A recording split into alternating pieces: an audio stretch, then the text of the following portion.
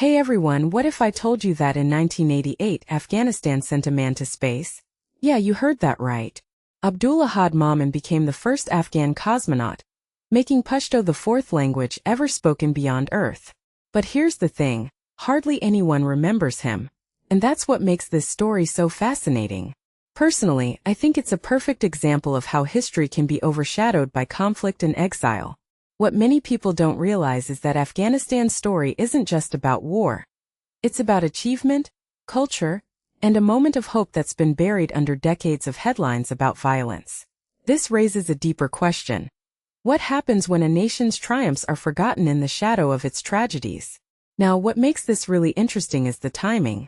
Momand's spaceflight happened right as Afghanistan was on the brink of civil war. Millions were forced into exile, and the country's narrative shifted entirely. From my perspective, this isn't just a story about space. It's about what a nation loses when its people are displaced. Momand himself went from being a cosmonaut to living in exile in Germany, working as an accountant.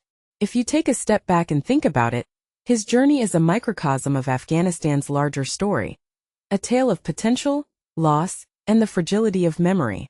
This brings me to Elham Ehsas, a London-based Afghan filmmaker who's shedding light on this forgotten chapter. His short film, Forgotten Spaceman, isn't just a documentary, it's a personal journey. Ehsas discovered Momand's story by accident while researching a fiction film about space. One thing that immediately stands out is how this discovery became a teaching moment for his own family. He asked his parents, "How did you guys not tell me about him?" And it turns out many Afghans his age had no idea either. This isn't just a story about a spaceman. It's about reconnecting with a history that's been silenced.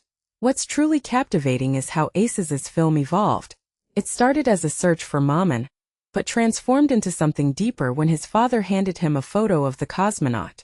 A detail I find fascinating is how this single image became the film's backbone, revealing connections between Ehsas's family, Momand, and the broader Afghan diaspora. It's like the film took on a life of its own, guiding Ehsas to surrender his narrative control and let the story unfold organically. This raises a deeper question. What does it mean to let a story lead you instead of the other way around? The filmmaking process itself is a story of discovery. Ehsas scoured archives from Roscosmos to Kabul, piecing together footage that's rarely seen. He even licensed hours of random footage, not knowing what it contained. In my opinion, this detective-like approach adds a layer of authenticity to the film. It's not just about Momand's spaceflight. It's about the texture of Afghanistan's history, its Soviet-era past, and the stories that have been marginalized. What this really suggests is that history isn't just in the big moments, it's in the fragments we piece together. But here's where it gets even more compelling. Forgotten Spaceman isn't just about Afghanistan's past. It's about its present and future. Ehsas uses Afghan music to structure the film, turning it into a kind of album with 3 acts. This isn't just a creative choice, it's a statement. Afghan culture, often reduced to conflict, is rich with art, music, and poetry. By incorporating these elements, Ehsas is reclaiming the narrative. Personally, I think this is what makes the film so powerful. It's not just telling a story, it's challenging how we perceive Afghanistan. And let's talk about the title. The original Pashto title, Hershu Fazanaward, translates to the man who went to space. But Ehsas chose to use Pashto for the voiceover, a nod to his mother tongue and Momand's language in space. This small detail speaks volumes. It's a reminder that language, culture, and identity are at the heart of this story. What many people don't realize is that these choices aren't just artistic, they're political. They're a way of saying, we exist and our stories matter. So why does this story resonate so deeply? In my opinion, it's because it's universal. Momand's journey is about more than space. It's about migration, exile, and the loss of home.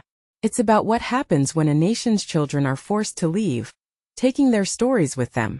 And it's about the West's short memory, its tendency to reduce countries like Afghanistan to stereotypes of violence. From my perspective, Ehsas's film is a call to remember, to reclaim, and to reimagine. As the film premieres at Locarno and heads to Toronto, I'm curious to see how audiences react.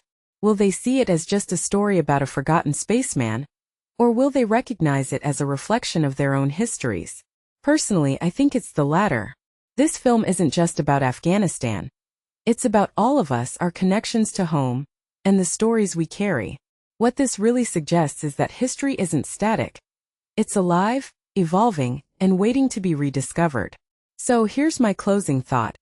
What stories have we forgotten? And what would it mean to bring them back to life? Let me know in the comments. Thanks for watching, and don't forget to like, share, and subscribe for more stories like this.